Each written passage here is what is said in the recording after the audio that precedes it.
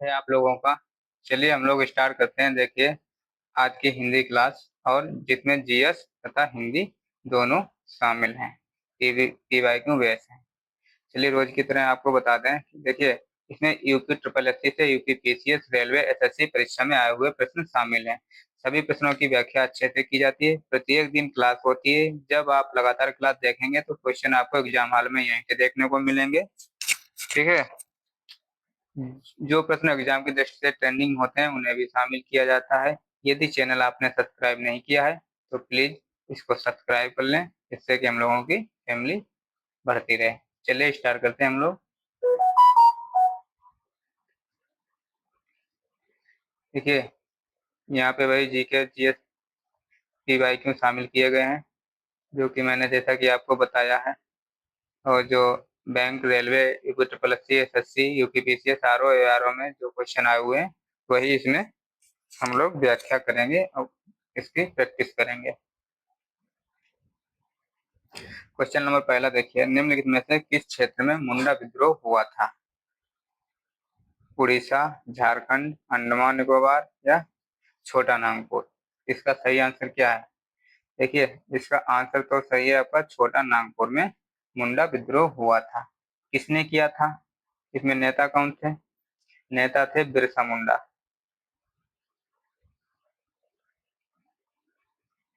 बिरसा मुंडा। ठीक है। चलिए बताइए किसके विरुद्ध किया था अगर बात करें तो? विरुद्ध अगर हम लोग बात करें,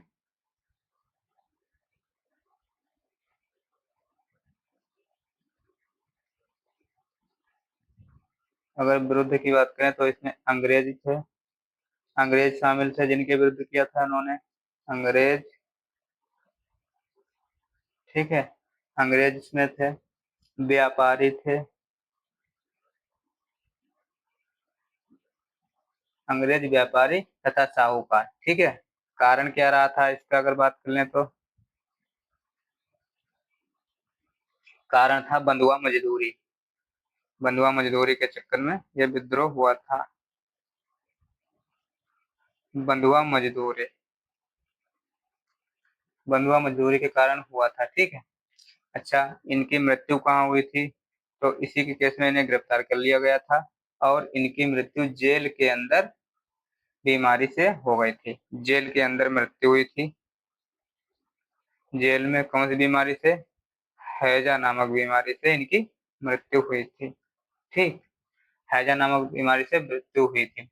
अच्छा, ये रहने वाले कहाँ के थे? रहने वाले ये रांची झारखंड के थे। रांची झारखंड के थे रहने वाले। अच्छा, यहाँ के लोग इनको धरती बाबा के नाम से भी बुलाते हैं। धरती बाबा के नाम से, धरती बाबा के नाम से बुलाते हैं। तथा इन्हें जनजाति जनजाति अपने भगवान भी इन्हें मानते थे। जनजाति अपने इनको भगवान भी मानते थे। ठीक है। और अच्छा, इनकी अगर जयंती की बात करें, इनकी जयंती अभी 2025 में मनाई गई है। कब? 9 जनवरी को मनाई गई है। 9 जनवरी 2025 को कौन से नंबर की? 125 125 नंबर की जयंती मनाई गई है। ठीक है। चलिए आगे बढ़ते हैं अब नेक्स्ट क्वेश्चन पे हम लोग। किस प्रकार की मृदा उत्तर प्रदेश के गंगा के मैदान में पाई जाती है? बताइए। बांगर मृदा या खादर या दोनों, इनमें से कोई नहीं। सही बताइए, इसमें आंसर आपका सही कौन सा है? आंसर इसका है दोनों। ठीक है। बांगर मृदा कैसी होती है अगर बात करें तो? बांगर मृदा होती है कंकरीली तथा पथरीली। जिसमें कंकरीली होती है, इसमें कंकड़ पत्थर वगैरह होते हैं। कंकरीली और पथरीली होती है, और कम उपजाऊ होती है।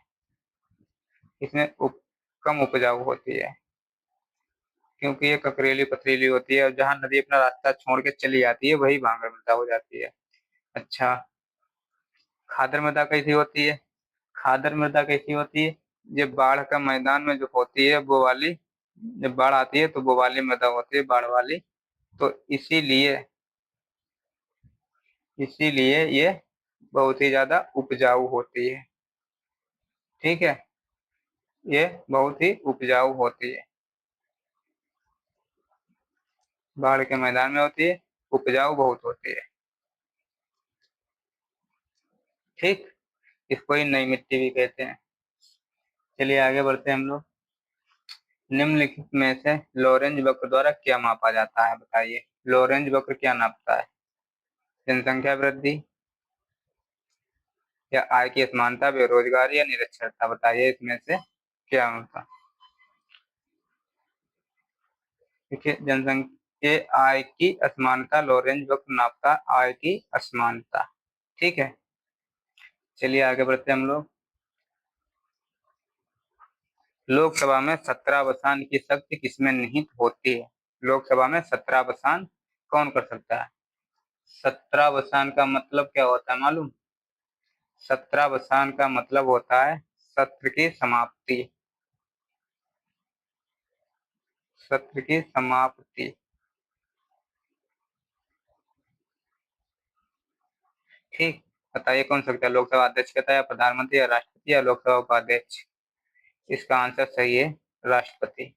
राष्ट्रपति इसका 17 करता है। ठीक है, अगर पूछ ले किस अनुच्छेद के तहत ये करता है, आर्टिकल नंबर क्या है इसका? आर्टिकल है 85। 85 का 2। 85 के 2 के अनुसार समय समय पर ये सदन का सत्रावसान कर सकता है।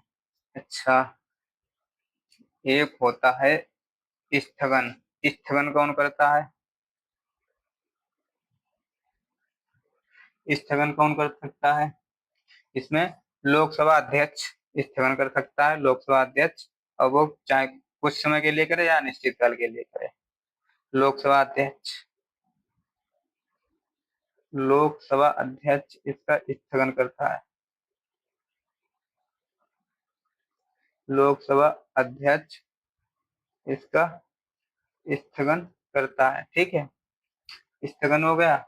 अच्छा, अब बताइए विघटन कौन सा? विघटन क्या होता है? एक इसमें टर्म आता है विघटन। लोकसभा में विघटन का मतलब क्या होता है? विघटन का मतलब क्या होता है? जो भी मौजूदा सदन चल रहा है उसकी जीवन समाप्त हो जाता है, सदन खत्म हो जाता है। और ये कब तक खत्म हो जाता है? जब तक नया आम चुनाव नहीं हो जाता है। नया आम चुनाव, ठीक है, नया आम चुनाव होता है, उसी के बाद जो नया सदन की गठन होता है तभी उसमें बैठक होती है। चलिए आगे बढ़ते हैं हम लोग। भारत भारत राष्ट्रीय राजमार्ग के आकार के मामले में विश्व स्तर पर कौन सा स्थान रखता है, बताइए। इसमें सही आंसर क्या है? पहला, या दूसरा, तीसरा है, या चौथा है? बताइए इसमें से कौन सा सही है। राष्ट्र राजमार्ग के मामले में कौन से स्थान पे विश्व में भारत? इसका आंसर सही है, दूसरा। ठीक है, चलिए आगे बढ़ते हैं। गांधी इरविन समझौता की मध्यस्थता किसने की थी? जवाहरलाल नेहरू, सरदार वल्लभ भाई पटेल, तेज बहादुर सप्रू, या लाल बहादुर शास्त्री? देखिए, इसकी मध्यस्थता की थी तेज बहादुर सप्रू ने। गांधी इरविन समझौता की। ठीक है, गांधी इरविन समझौता अच्छा हुआ कब था, बताइए। गांधी इरविन समझौता कब हुआ था? 5 मार्च 1931 को गांधी इरविन समझौता हुआ था। इसे दिल्ली समझौता के नाम से भी जानते हैं। इसे दिल्ली समझौता भी कहते हैं हम लोग।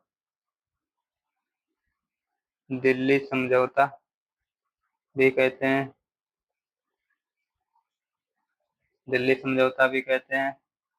ठीक है, अच्छा ये हुआ क्यों था गांधी इरविन समझौता? इसमें 2 शर्तें रखी गई थी, कई शर्तें नहीं। एक तो सविनय अवज्ञा को वापस लेना, सविनय अवज्ञा को वापस लेना, सविनय अवज्ञा आंदोलन जो चालू हो रहा था उसको वापस लेना, सविनय अवज्ञा को वापस लेना।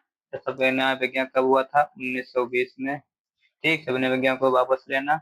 गोलमेज सम्मेलन में भागीदारी, गोलमेज सम्मेलन में भागीदारी, गोलमेज सम्मेलन में भागीदारी इसका था। अब एक नमक कानून में ढील, एक कारण यह था कि नमक कानून जो था उसमें ढील था,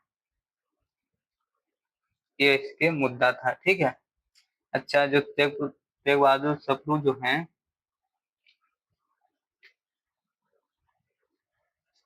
इन्होंने पूना पैक्ट की भी मध्यस्थता की थी। इन्होंने पूना पैक्ट की अगर पूछ लिया जाए तो मध्यस्थता किसने की थी, वो भी इन्हीं ने, तेज बहादुर सप्रू ने की थी। पूना पैक्ट कब हुआ था, 1932 में। किसके साथ हुआ था, गांधी जी के और अंबेडकर जी के बीच में। गांधी जी और अंबेडकर जी के बीच में पूना पैक्ट हुआ था। चलिए आगे बढ़ते हैं हम लोग। सभी प्रकार की सरकारी आय तथा व्यय, यहाँ पे क्या है, व्यय है, आय तथा व्यय है, आय तथा व्यय, ठीक। आय तथा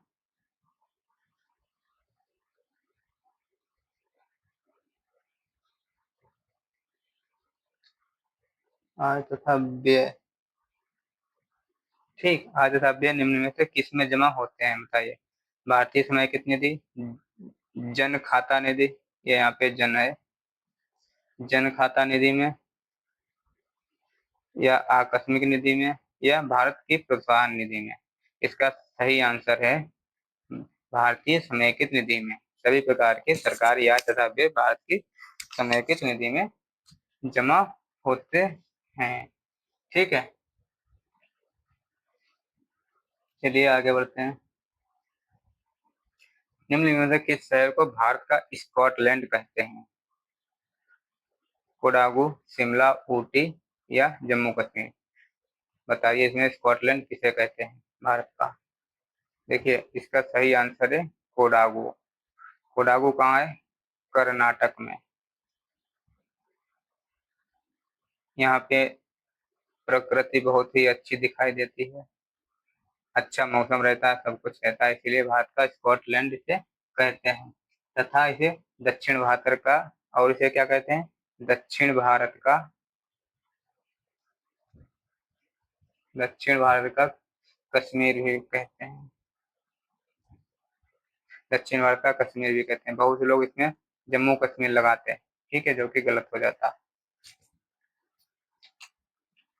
अच्छा, अगर बात कर लें कि शिमला, शिमला को क्या कहा जाता है, शिमला को पहाड़ियों की रानी कहा जाता है। शिमला को पहाड़ियों की रानी कहा जाता है, ठीक है। ऊटी को, ऊटी को क्या कहते हैं, ऊटी को नेहरू जी ने क्या कहा था, ऊटी को नेहरू जी ने कहा था नीलगिरी की रानी, नीलगिरी की रानी कहा था,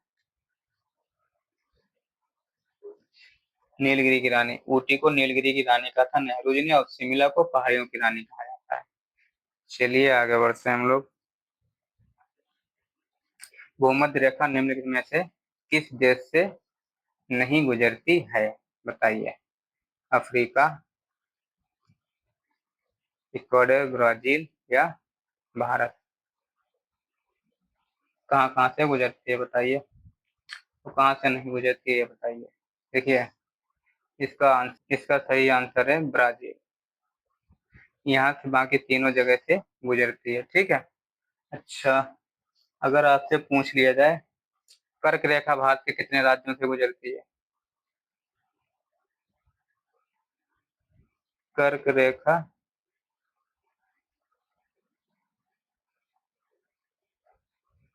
कितने राज्यों से गुजरती है, 8 राज्यों से। कौन कौन राज्य हैं उसमें से बताइए आप लोग। देखिए एक तो है गुजरात,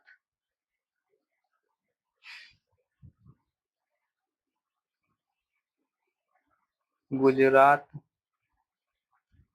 मध्य प्रदेश, छत्तीसगढ़, गुजरात हो गया, मध्य प्रदेश हो गया, छत्तीसगढ़ हो गया, राजस्थान हो गया, राजस्थान, झारखंड, मिजोरम, पश्चिम बंगाल, त्रिपुरा। कितने हो गए? 1 2 3 4 5 6 7 8। ठीक है, 8 हो गए। कितने डिग्री कर्क रेखा, कितनी डिग्री है? ये 23.5 डिग्री है नॉर्थ में, उत्तर में। अच्छा, मकर रेखा कहाँ पे है? ये 23.5 डिग्री साउथ में, यानी कि दक्षिण में है। यहाँ मकर रेखा से अगर पूछा कि कौन से राज्य गुजरते हैं भारत के, तो एक भी नहीं, क्योंकि भारत अपना उत्तरी गोलार्ध में और मकर रेखा दक्षिणी गोलार्ध में, इसीलिए यहाँ से नहीं गुजरती है कोई भी रेखा। ठीक है, चलिए आगे बढ़ते हैं हम लोग। निम्नलिखित में से मकर रेखा को कौन सी नदी 2 बार काटती है? मकर रेखा को माही नदी, कांगो नदी, लिम्पोपो नदी या कोसी नदी, इसमें से कौन सा सही है? मकर रेखा को देखिए 2 बार कौन सी नदी काटती है? लिम्पोपो नदी, ये आपका सही आंसर है। माही नदी किसको 2 बार काटती है अगर पूछ लिया जाए, तो ये कर्क रेखा को 2 बार काटती है, 2 बार काटती है। ठीक, कांगो नदी अगर पूछ लिया जाए तो ये ये भूमध्य रेखा को 2 बार काटती है, भूमध्य रेखा को 2 बार काटती है। और कोसी नदी क्या है? कोसी नदी बिहार का शोक कहते हैं, कोसी नदी को बिहार का शोक कहते हैं, क्योंकि ये बहुत वहां बाढ़ बाढ़ लाती है, इसलिए इसे शोक कहते हैं। चलिए आगे बढ़ते हैं। देखिए, अब हम लोग हिंदी पे स्टार्ट करेंगे।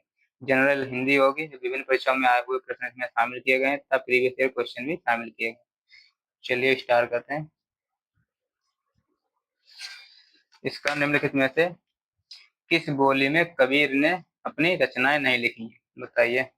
अवधी, भोजपुरी, ब्रज या मैथिली, इसमें से किसमें नहीं लिखी है?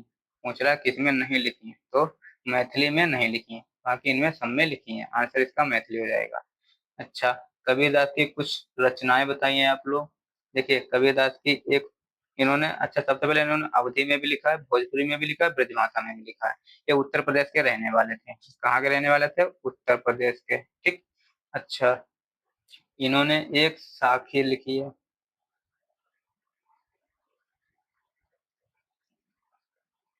साखी।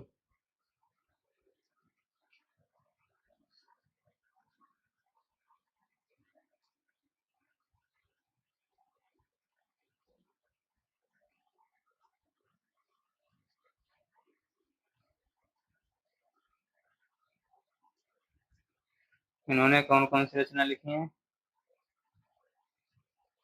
एक साखी लिखी है, साखी। एक शबद लिखी है, साखी हो गई, शबद हो गई।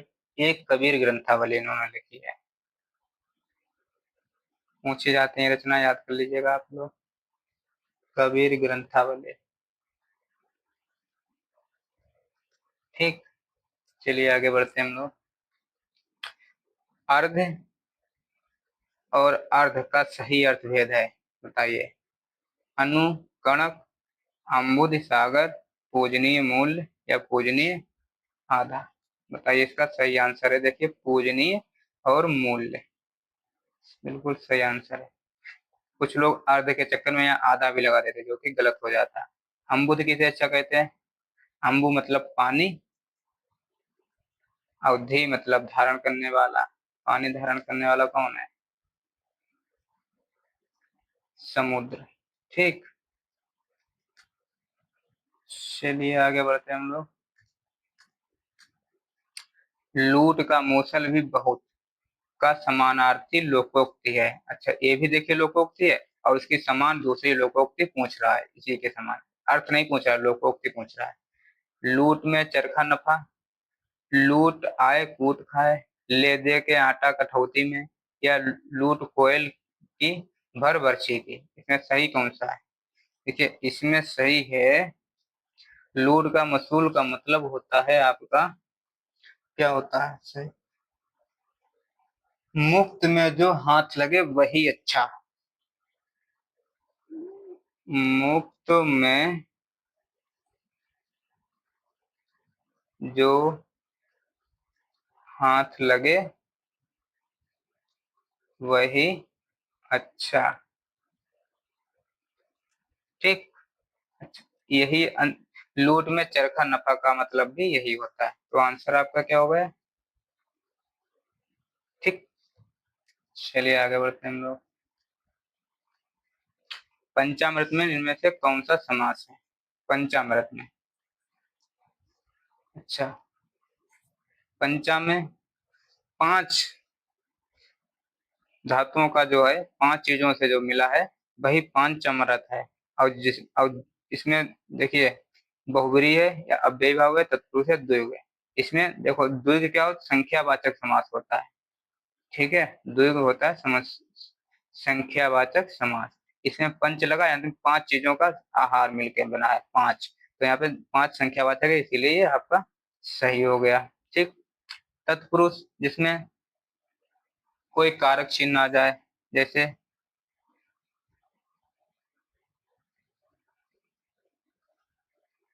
जैसे जिसमें का की के बीच में आ जाए, तोड़ने पे, या रारी रेखा आ जाए कुछ, जैसे राजपुरुष है, राजपुरुष,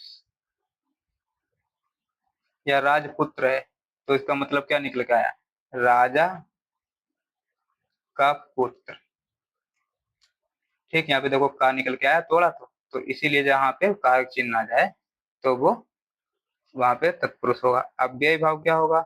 जिसमें दोनों पद प्रधान होता है, पहला अव्यय होता है, जिसमें पहले आ लगा हो, ठीक, प्रति लगा हो, यथा लगा हो। जैसे कि जहाँ पे आजन्म लिख के आ जाए, इसमें पूछा है कि कौन सा इसमें समास है, तो देखो इसमें आ लगा है, तो ये अव्ययी भाव हो जाएगा। बहुब्रीहि क्या है? बहुब्रीहि क्या हो मतलब जब अर्थ किसी तीसरे का अर्थ निकल रहा हो, जैसे कि नीलकंठ, नीलकंठ, नील नीलकंठ का मतलब नीला कंठ। अब नीलकंठ कहते हैं किसे? भगवान शंकर जी को। ठीक। इसीलिए ये बहुब्रीहि है। ये शंकर जी, जैसे नीलकंठ का तीसरा अर्थ निकल रहा है शंकर जी। जैसे पीताम्बर हो गया, पीताम्बर मतलब पीला कपड़ा, और पहनता कौन है? विष्णु जी, तो पीताम्बर विष्णु जी को भी कहते हैं। ठीक। पीताम्बर धारण, वो पीताम्बर धारण करते हैं इसीलिए। चलिए आगे बढ़ते हैं हम लोग। इस चिन्ह को क्या कहते हैं? अर्धविराम, पूर्ण विराम, निर्देशक या अल्प विराम? बताइए। इस चिन्ह को हम लोग कहते हैं अर्धविराम। ठीक। पूर्ण विराम कैसा होता है? जो लास्ट में हम लोग पूर्ण विराम लगाते हैं। निर्देशक कैसा लगाते हैं? ऐसे वाला निर्देश करके हम लोग लिखते हैं कोई चीज। अल्प विराम क्या होता है? अल्प विराम इस तरीके से होता है, इस तरीके के। कैसे होता है? थोड़ा सा इस तरीके से अल्प विराम हो गया ये। ठीक है। और अगर पूछ ले त्रुटि, त्रुटि का निशान कैसे होता है? वो ऐसे होता है। योजक का निशान कैसे होता है? इसे जब दो चीजों के बीच में योजक लगाते हैं, जैसे माता और पिता, इसमें देखो ये वाला योजक आ गया। ठीक। ये तरीके ये हो गया। बाकी और देखते हैं हम लोग। इनमें से किसका उच्चारण स्थान ओष्ठ है? ओष्ठ किसका उच्चारण स्थान है? देखिए ओष्ठ, ओष्ठ होता है पा वर्ग का, पा वर्ग। ठीक। पा वर्ग में कौन कौन से आते हैं? देखो पा आता है, फा आता है, व आता है, भा आता है, मा आता है। ये सब ओंठ, आप जब बोलोगे इनको तो ओंठ दोनों आपस में मिलेंगे। ठीक। इसके साथ ही एक छोटो ऊ भी आता है और बड़ो ऊ आता है। देखिए ऊ और ऊ करो तो दोनों ओंठ गोल हो जाते हैं, तो इसमें आंसर आपका सही है। बाकी ये भी आप लोग याद करें। ता कौन सा है? ता दंत वर्ग का है, ता आपका दंत वर्ग है, दंत वर्ग। ता था दाधा ना, ये सब दंत वर्ग। और का, का कौन सा है? का कंठ वर्ग का है, ये कंठ से निकलते, जैसे का हो गया का, का हो गया, खा हो गया, गा हो गया, घा हो गया। ठीक, ये सब कंठ में है। चलिए आगे बढ़ते हैं हम लोग। इनमें से गणनावाचक विशेषण कौन सा है? गणना, देखिए